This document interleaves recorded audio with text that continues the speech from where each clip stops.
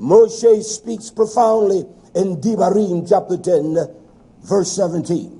He says, unto Almighty Yah, for Yahweh your Abba, he is the sovereign and the great one of all created beings. He has created the gods and the Balaam, the lords, and they all are equal. Every god is equal. Every god has the same strength, the same power. Every god is equal. That's why he is not in the classification of the gods. He is the supreme one. He is the Almighty Yah. And the Master of Masters, the great mighty one, not a great mighty one. He is the great. He is the great mighty one. He is one that is mighty, and also he is one that is terrible. It is a terrible thing to fall into the hands of the living Yah. It is a terrible thing to fall into his hands, to fall.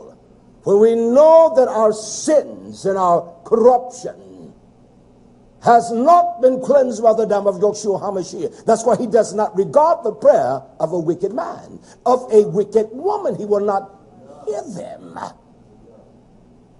So in the midst of his great agony, as though that somehow we have a greater care for his nation than he does.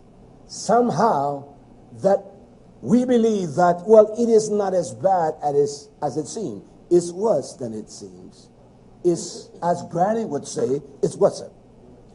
He says, you are the one that is terrible, which regard not. And so Ezra, in his deep oppression of the activity of the wickedness of Israel, he tells him to regard not. Moshe says, Yah doesn't regard a person. He is the one that does not nasa. He will not lift up a wicked man, a vile, corrupt man. He will not regard poor person, and so you cannot give him any kind of monetary reward. The earth, the heavens above is his dwelling. The cattle upon 1,000 hills belong unto Yah. First of all, he says, if he was hungry, what would you give him? What would you feed the Most High? He owns the heavens, the cattle about 1,000 hills. They all belong unto Yah. What would you feed him? And so in the depth of his great agony, because he knew the reward of their sins, he said, Yah, regard not. Moshe says, you know that Yah, because he is terrible, he will not regard a person. And so we, in our juvenile states of mind, we will pray for our wicked sons and our daughters, thinking that Yah is going to regard them. He's not going to regard them. See, this is the same prayer that Ezra prayed. Regard not this, but look at my righteousness. Look how nice I am. Look at my covenant attachment to you. He said, regard not their sin. Yah does not regard a person. He does not regard me, no more he regard you. Your sins, my sins, defiles the Torah. It brings reproach unto Almighty Yahweh. And when there is a reproach, it upbraids him. It has disdain.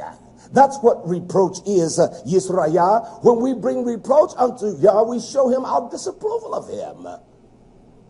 We're saying unto him, I disapprove of you. He will not regard Israel. He will not regard any person. I don't care what you think you bring, Yah. I don't care what kind of offering or what kind of praise offering or how self-righteous I am, and you as well. It means nothing to the Most High. If it's not according to the Torah, it must be through the dynamics of the blood of Yeshua HaMashiach. And we develop this self-righteous nature that I do well. You will know when a man does well. This is a sign of any man or woman that does well. They do not despise judgment. They love any kind of judgment.